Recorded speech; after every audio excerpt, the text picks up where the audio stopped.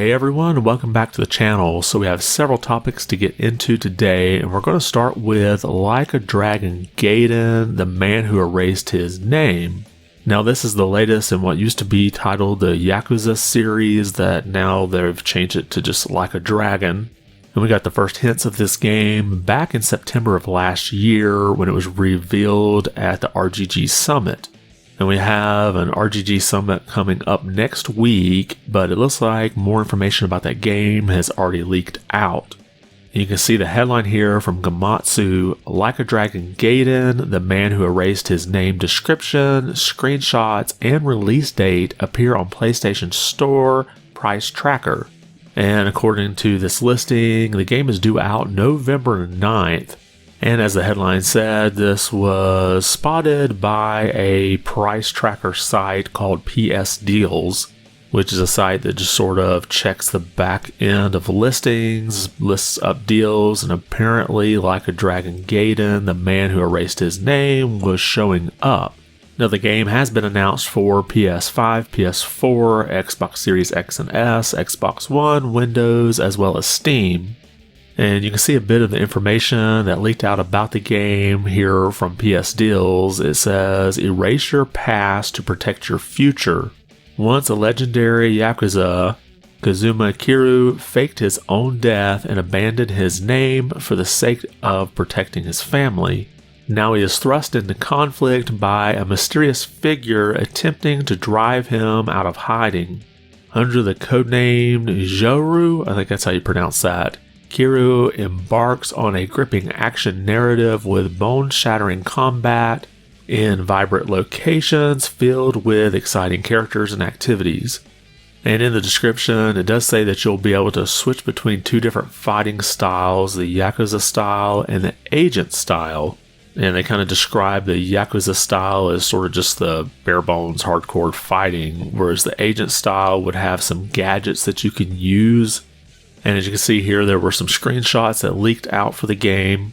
And the game will have your traditional stuff you would expect in a Yakuza or now a Like a Dragon game.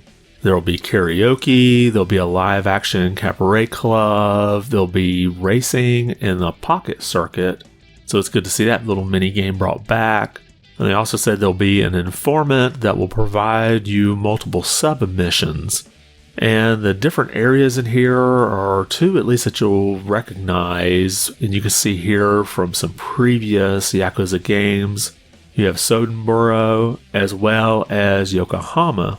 And the description also mentions a mysterious castle area. We don't know a whole lot about that just yet. So I'm definitely looking forward to this game. I've already played all of the games in the series as well as the Judgment sort of spin-off series. And since there's an RGG Summit next week, I would imagine that's where we'll get more information about this game and probably the official release date. Although it could possibly show up at Summer Game Fest this afternoon, but I would probably look more towards that RGG Summit. Next, I've kind of held off on talking about this particular subject until I saw some more legitimate reporting. But it's definitely looking like we're going to have a remake of Final Fantasy IX. And you can see the headline here from VGC. A Final Fantasy IX remake is currently in development, reports claim.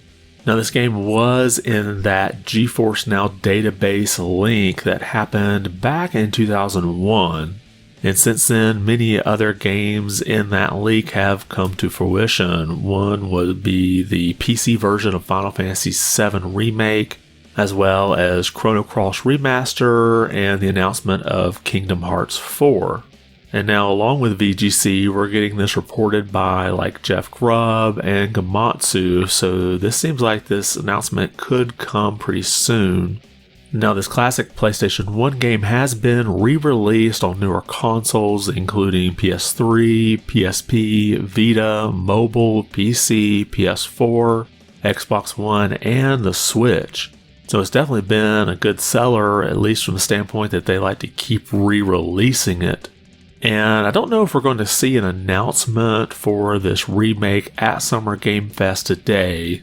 I think Square will want to get past the release of Final Fantasy XVI before they start making a marketing push for another Final Fantasy game, even if it is just a remake. But hey, you're probably watching this video after Summer Game Fest airs, so let me know in the comments if I was right or wrong. And then finally, let's take a look at the latest sales numbers coming out of Japan from Famitsu. First, we're going to take a look at the software sales, again at the #1 position, Tears of the Kingdom.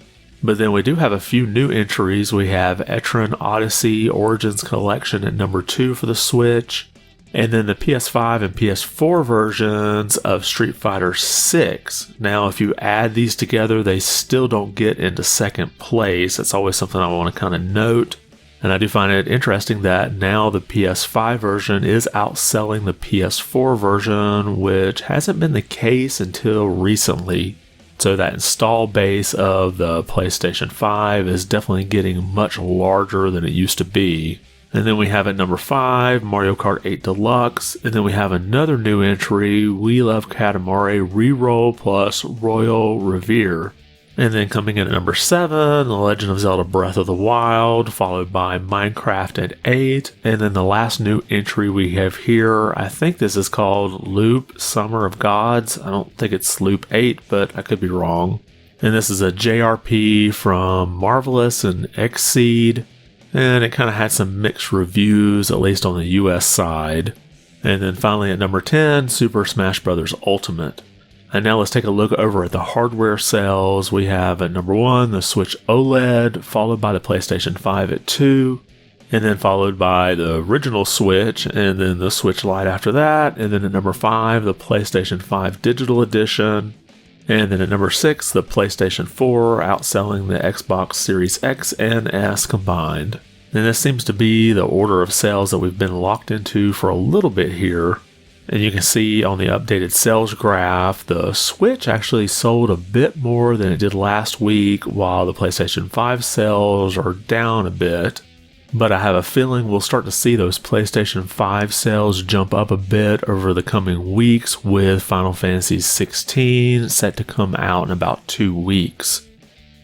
And that's all we have for today. Did anything we cover catch your attention? Make sure to leave a comment below and let me know.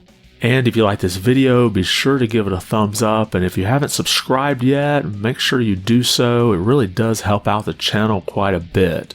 And don't forget that Summer Game Fest is at 3 p.m. Eastern today, which is probably before you watch this video.